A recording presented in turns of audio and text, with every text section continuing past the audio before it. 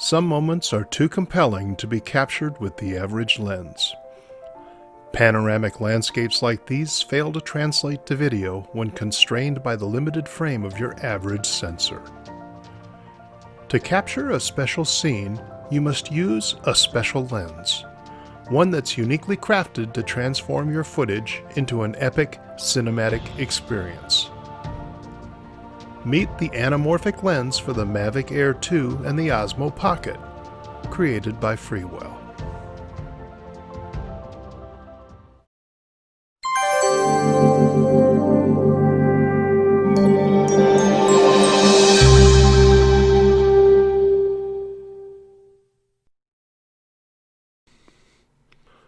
On a recent vacation to Southwest Texas, I had the opportunity to try out Freewell's anamorphic lenses for both the Mavic Air 2 and the Osmo Pocket. This kind of lens was new to me, as it probably is for you. Now, most people think the anamorphic lens just shoots really wide video, but the truth is more subtle and more impactful than that. If you believe you can recreate the effect of an anamorphic lens simply by placing black bars at the top and the bottom of your video, which is what I thought just a few weeks ago, you're mistaken. In this video, I'll explain what an anamorphic lens is and how it's different from a normal lens. I'll show you how to use these lenses with the Mavic Air 2 and the Osmo Pocket, and then I'll talk about who will or won't be able to make use of these lenses. Anamorphic lenses were popularized by Hollywood starting in the 1950s. Movie producers decided to make their films wider, more sweeping, and more panoramic to deliver a viewing experience people couldn't get from their TVs. Now, you've seen many movies shot with anamorphic lenses over the years. Several of the Star Wars films, Star Trek Dark Territory, Transformers, Aladdin, Rocket Man, Jumanji: The Next Level, X-Men, Pet Sematary, Avengers: Endgame, and hundreds of other films have all been shot with anamorphic lenses. So what exactly is an anamorphic lens and how does it work? I'm going to do a little demonstration here to show you what an anamorphic lens is and does. Let's say this sponge is a scene. That's the scene that you want to shoot. And this glass, the top here is the lens that's built into your camera, and your sensor. Well, you can see that my scene is not going to fit in that lens. I can shoot this side of it if I want. I can shoot right down the middle and get the middle of it. I can shoot off to the side. Maybe I start over here and I pan across to the scene to get it all. But the fact is, I'm not getting that whole scene through that lens and onto that sensor. But what if I had a device that could squeeze the scene and make it more narrow? From top to bottom it's the same size, but it's now more narrow. And now it will fit through that lens and into the sensor. It doesn't look very good, it's all squished up, but it's all there from left to right. Yeah? Okay, so we get it back to the house and it's time to process the video, and we take it out of the media card and it's still squished. It still looks like this, and that's not very good. But we can take it into a video editing program and desqueeze it back to its honest aspect ratio, and we have a video that is wider than what that camera, sensor, and lens was normally capable of shooting. That's what an anamorphic lens does. It compresses from the sides, and then it captures the entire scene on the sensor.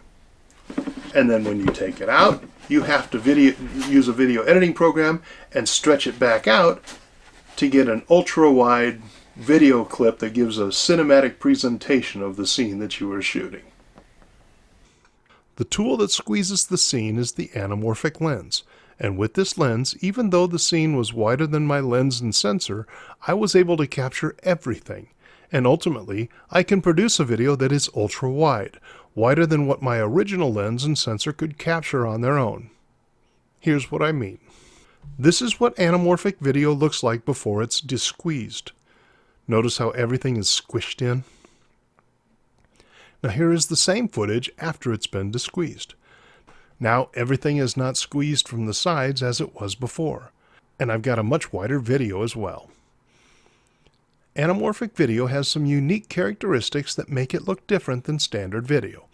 Well, obviously, anamorphic footage is wider than your regular 16:9 aspect ratio video. Another less obvious characteristic of anamorphic video is that when the image is desqueezed, the outer sections of the image will experience a bit of softness and distortion, while the center region is less affected, as you can see here. To me, this characteristic is subtle, but it's the most impactful characteristic of all. This slight warping and softening makes the anamorphic video wrap around you more visually than a standard 16:9 video can do. The net result is a more compelling panorama. And this is why you can't just make an anamorphic video simply by placing black bars at the top and the bottom of the image. The anamorphic video treats the sides of the scene differently than the middle, an effect you can't create any other way. One other characteristic of an anamorphic lens is that it creates blue lens flare when pointed into a bright light source. I admit, I personally won't make much use of this, but you'll see this flare all the time in movies. It adds a kind of futuristic visual effect to the scene. So that's what an anamorphic lens is. Hey, before I go on, let's test your knowledge with a trivia question about anamorphic lenses. When and why were anamorphic lenses first developed? Here are 3 answers. Make your best guess. I'll tell you the right answer later in this video. So that's what anamorphic lenses are. Until recently, they were typically the tools of specialized filmmakers, movie companies, Hollywood, and they were expensive. Look at B&H Photo's website and you'll see some of these lenses cost more than $90,000. Recently, companies have started selling small anamorphic lenses to use with consumer-level cameras, even cell phones. Typically priced between $50 and $800, these lenses have delivered the ability to create anamorphic effects to consumers and hobbyist videographers.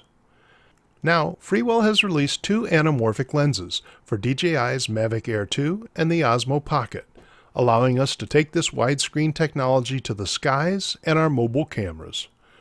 Let's talk for a minute about using the Freewell lenses. Attaching the Freewell anamorphic lens is easy. On the Osmo Pocket, the lens sticks to the camera with a magnet.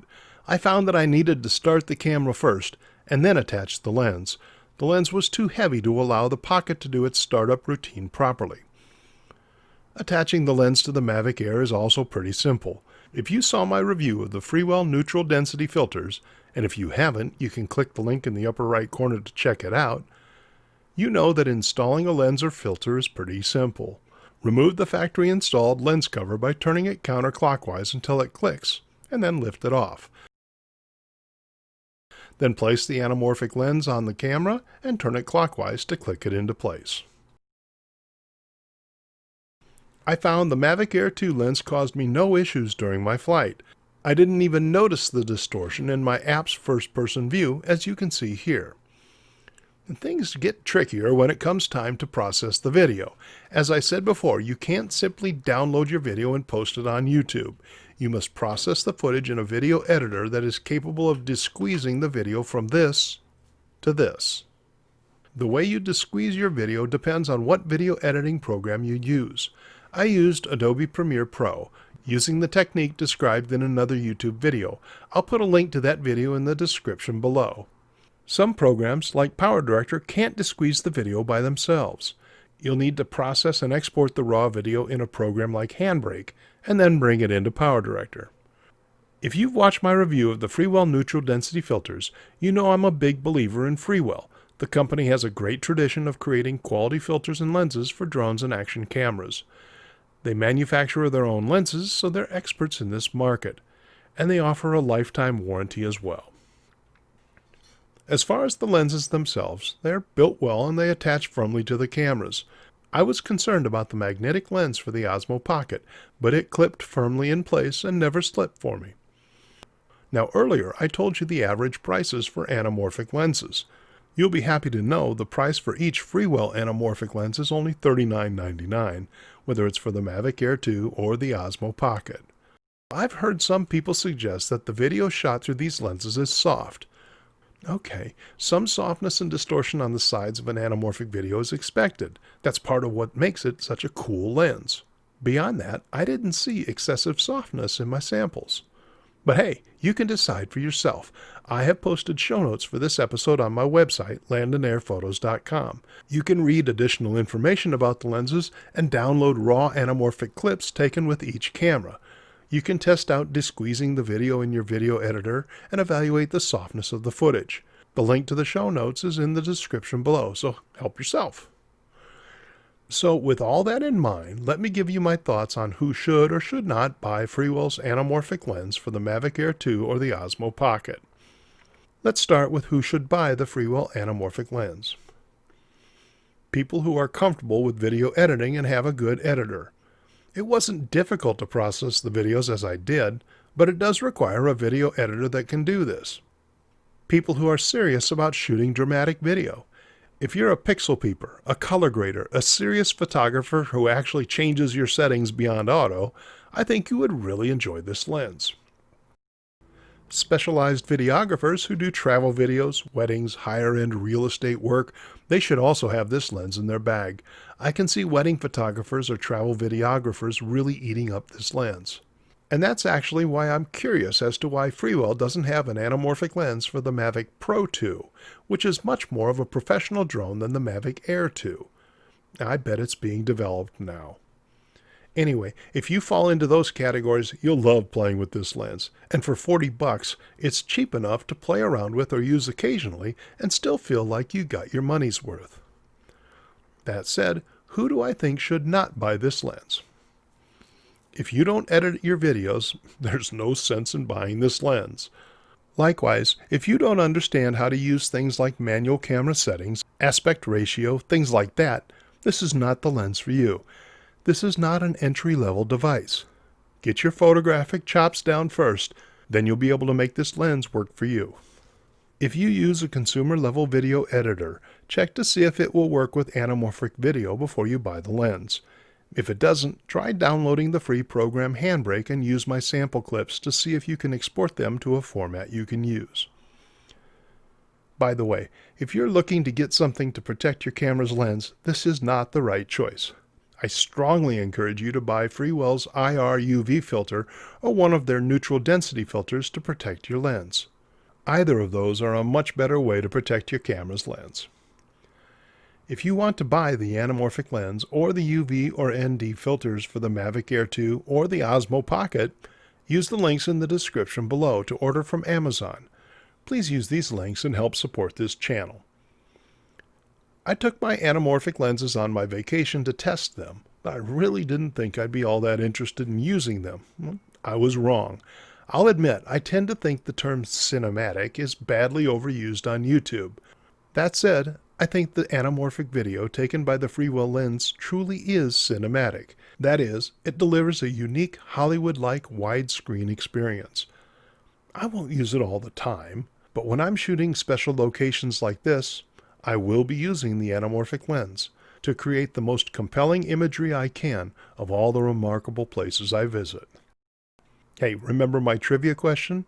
When and why were anamorphic lenses first developed? The answer is B. In the First World War, the technology was developed to help tank drivers and was capable of showing them a field of view of 180 degrees. If you guessed one of the other answers I had, well, sorry, I just made those up. You know, I've published lots of episodes about many drone accessories, and I've got more videos like this in the works now. On screen is a playlist of drone accessory videos, so be sure to check that out.